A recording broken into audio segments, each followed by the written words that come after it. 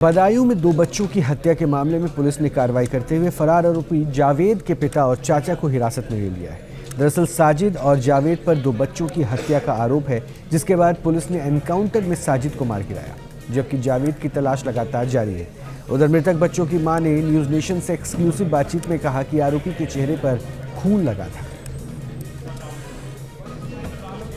तो 3 तस्वीरें हम आपको दिखा रहे हैं। सन्न कर देने वाली वारदात है। 2 मासूमों के कत्ल की असली वजह क्या थी इसका तो फिलहाल पता नहीं चल पाया है, लेकिन 2 आरोपी साजिद और जावेद, जिनके ऊपर ये आरोप है कि उन्होंने अस्तूरे से ही 2 बच्चों का गला रेत कर कत्ल कर दिया। उसके बाद ये बदहवास कर देने वाली तस्वीरें अपने बच्चों को खो देने के बाद जावेद और साजिद के पिता और भाई को फिलहाल पुलिस ने हिरासत में ले लिया है। पूछताछ जारी है।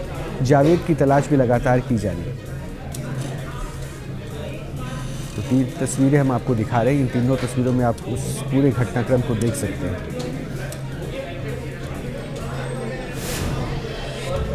तो बदायूं में 2 बच्चों का कातिल साजिद एनकाउंटर में ढेर हो गया। दूसरा आरोपी जावेद अभी फरार है। सवाल है कि आखिर साजिद और जावेद ने 2 बच्चों की बेरहमी से कत्ल क्यों किया?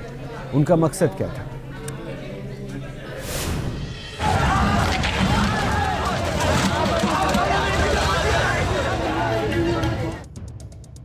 बदायूं की इस तड़पती मां को देखिए और महसूस कीजिए उस दर्द को, जिसके कलेजे के 2 टुकड़ों को 2 हैवानों ने मिलकर बेरहमी से मौत के घाट उतार दिया।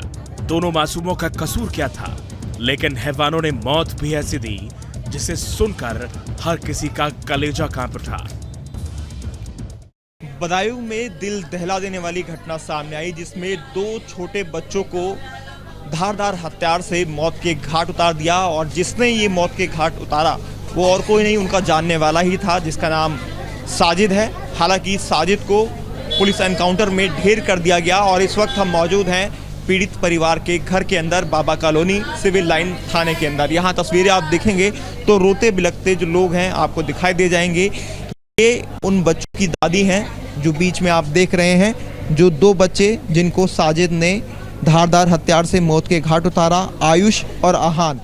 इन दोनों को साजिद छत पर ले गया और छत पर ले जाने के बाद इन दोनों को धारदार हथियार से इनके गले पर वार किए, शरीर पर कई वार किए और इनको मौत के घाट उतार दिया गया। हालांकि जो एक और बच्चा था, वो पीयूष जब पीछे से पानी लेकर पहुंचा तो उस पर भी हमला किया गया, वो भी घायल हुआ।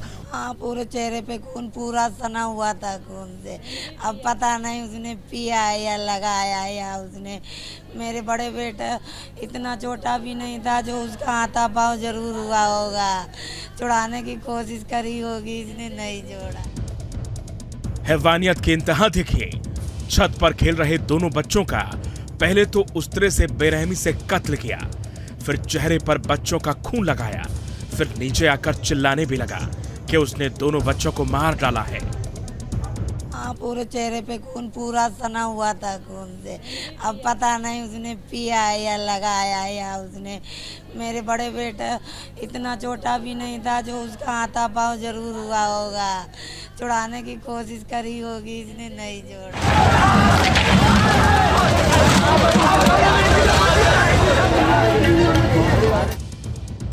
साजिद ने विनोद सिंह के तीसरे बच्चे को भी मारने की कोशिश की, लेकिन उसकी किस्मत अच्छी थी।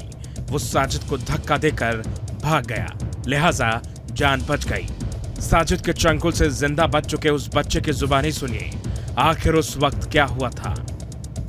वो जो सैलून वाले भैया थे, वो लोग आए थे, तभी ऊपर में छोटे बड़े वाले भाई को ऊपर ले गए। फिर पता नहीं क्यों मारा, फिर मुझे भी मारने लगा। मैंने उनका चाकू हटाकर उनको धक्का देकर नीचे भागाया। विनोद सिंह के तीनों बच्चे बाल कटवाने के लिए साजिद और जावेद के सैलून में ही जाते थे। इसके बावजूद साजिद का दिल नहीं पसीजा। ये एक उंगली सामने लगी है और हाथ में लगी है। दुकान जाती थी आप उसकी कभी कटिंग कराने? उन्हीं के यहाँ जाते थे, इन्हीं के यहाँ रोज कटवाते थे। इन्हीं क्या जाते थे कटवाने? अच्छा, तो उस टाइम कभी कुछ उसने कहा हो या कभी गलत तरीके से बातचीत की हो? कभी कुछ गलत नहीं लगा? अच्छा, तो कल जब ये आया तो कितने लोग आए थे? 2 लोग आए थे। अच्छा, दोनों यही दुकान में काम करते थे? दोनों की दुकान है ये? 2 भाई। अच्छा, ठीक है। अब आपको बताते हैं कि पूरा मामला आखिर क्या था। बदायूं की बाबा कॉलोनी में विनोद सिंह ठेकेदारी का काम करते